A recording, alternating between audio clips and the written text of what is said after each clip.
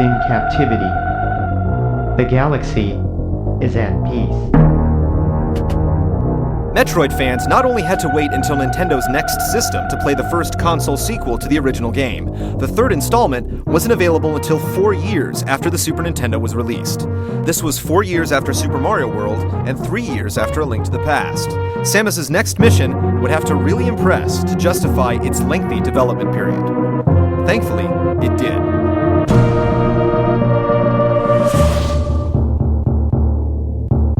In March of 1994, Super Metroid didn't simply evolve from its NES counterpart, or continue the story after the Game Boy game. It practically redefined video game achievement. Managed by Gunpei Yokoi, co-directed by Yoshio Sakamoto and Makoto Kano, and developed by R&D 1, the same company that started it all in the NES, Super Metroid raised video game standards with its superior graphics, music, play control, design, and challenge.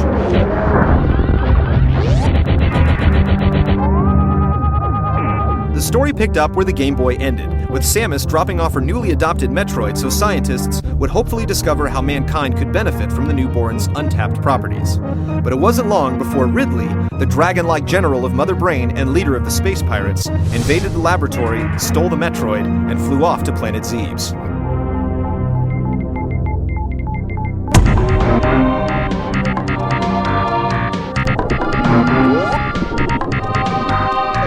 All the familiar elements returned, running, gunning, discovering, and destroying, except everything was better. The first recognizable enhancement was the stark atmosphere. The silent intro and title screen foreshadowed the aura of obscurity and peril surrounding the game. Each of the 6 detailed environments on the enormous Zebes had a life of its own.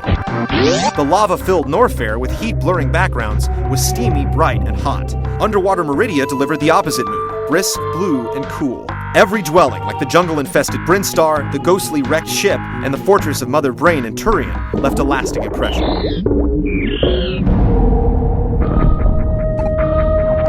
Defeating menacing enemies was a bit easier this time around, as Samus had a few new moves up her cannon. For the first time in the series, Samus could shoot in all 8 directions, making it painless to blow up those pesky ceiling bats.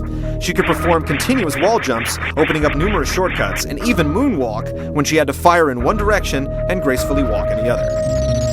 The upper right corner of the screen revealed a small map indicating your current location and adjacent rooms. Pressing start allowed you to view the map in its entirety. Scattered throughout the game were map data stations that filled in the uncharted lands, making exploring more manageable, which made the missions to follow that much more fun. Of course, new items and power-ups were abundant as well. The grappling beam let Samus attach to magnetic surfaces, allowing her to swing herself across vacant gaps. The speed booster helped her run at Mach 9, plowing through destructible walls and letting her defy gravity. And when the shot button was held down, the charge beam gathered energy, delivering a large burst of plasma goodness when released. One particular add-on that's been seen in every Metroid since.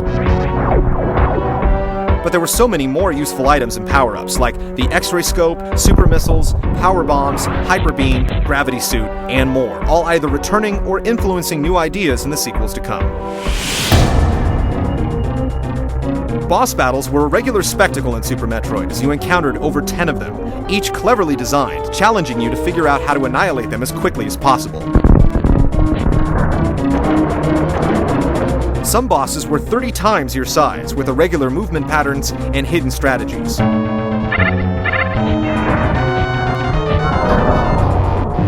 All of them carried the mounting tension to the unforgettable finale.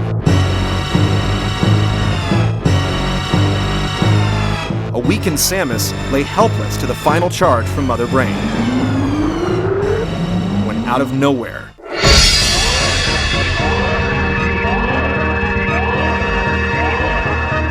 after finishing the game, Super Metroid kept with tradition, rewarding speedy players with a screenshot of a barely clothed Samus. Your completion time was shown, as well as a percentage of the amount of items you found. This small addition tempted players even more, daring them to not only finish the game with every item, but to do it as fast as possible. Super Metroid is arguably the most popular speedrunning game of all time, as it's still being mastered today.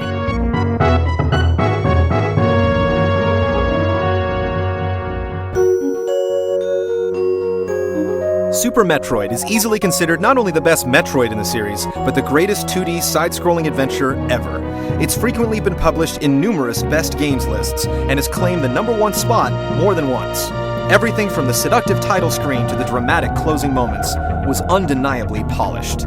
It was a masterpiece of action, and gamers wanted more.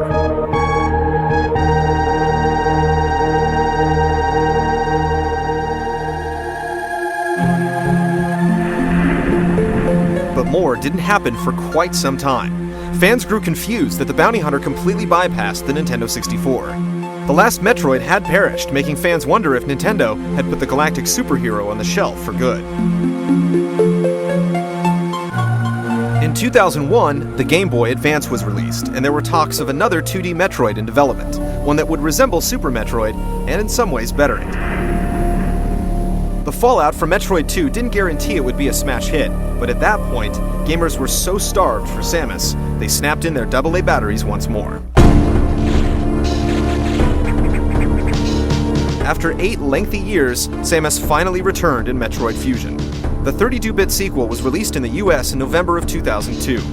At its core, Metroid Fusion retained the formula, but this handheld title presented a more user-friendly, objective-based adventure that emphasized story. Chronologically, Fusion is the last mission Samus has currently undertaken, and it directly follows the events of Super Metroid. On a scheduled research assignment back on SR-388, an unknown specimen dubbed the X-Parasite attacked Samus. Infected and nearing death, scientists removed parts of her toxic suit to store for research, and exposed Samus to a vaccine filled with DNA stored from the hatchling that had already saved her life once before. Samus was weakened, but the procedure gave her Metroid-like abilities that allowed her to absorb the X-Virus in its raw form. Her new mission was to regather her lost suit powers and neutralize the SA-X, a form of the contamination that had mimicked her power suit. Metroid Fusion was the most story-driven installment. It was narrated frequently through written dialogue, usually between Samus and her computer. Cutscenes, sometimes accompanied with text, also helped each event unfold. These added character to the heroine who, up until now, showed basically no emotion. Perhaps catering towards the casual handheld audience, Fusion was much more user-friendly than any other Metroid. The game was objective-based, meaning you always knew where you had to go thanks to your computer, who briefed you on current objectives via various navigation rooms. This meant, like in Metroid 2, you were confined to smaller areas. Your health and missiles could be recharged by absorbing X-particles. Health recharging rooms and energy tanks were also abundant, and special items traditionally reserved for later stages, like the power bombs, were now obtained much earlier. In addition, the Space Babe could now grab onto ledges and pull herself up, as well as climb ladders and ceilings, dealing firepower above and below. These elements were uncharacteristic for a Metroid title, but they kept the player's focus on the fun of platforming action instead of the worry of ammo depletion or mission progression. But there were still surprises in store. Areas would get blocked off unexpectedly, and new enemies would appear in places you had already visited. Not like the darker and moodier visuals from previous titles, the art style in Fusion was vibrant and colorful, sometimes reminiscent of a comic book. Animations flowed smoothly, explosions contained bits and fragments, backgrounds animated, and more. The music didn't quite meet the high standards of its predecessor, but the sound effects stood on their own.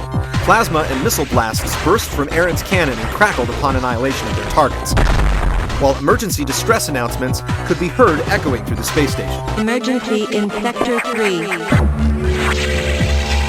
The traditional power-ups were all there, as well as a few new ones including the ice and diffusion missiles. Abilities were gained by either absorbing X-parasites from host bosses or downloading data directly into your suit.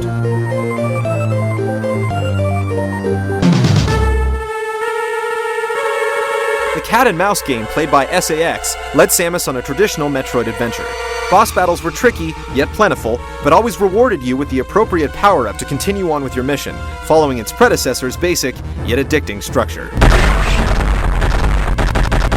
Sooner than fans had suspected, though, Samus confronts the SA-X for one final battle, and in customary fashion, it prompted a third race to the finish, after Samus programmed the station to crash into SR-388. Destination, planet SR-388. But this time, Samus met a boss during the countdown, an Omega Metroid. In an attempt to recreate the glory of Super Metroid's finale, the SA-X saved Samus from a final blow. Samus absorbed the X, regained her power suit abilities, and the rest is history.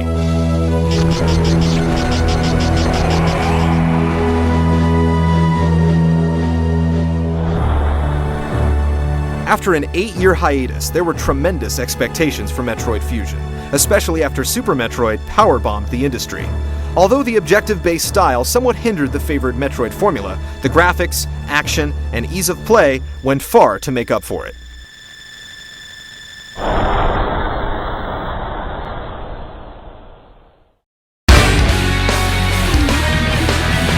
Come back next week for the next upgrade to our 5-part Metroid retrospective. Life-sucking Metroids have never stopped Samus Aran, and neither did 3 Dimensions. In Part 3, the series gets a subtitle that sticks, and blasts into a genre so exciting, Nintendo gave it a brand new name.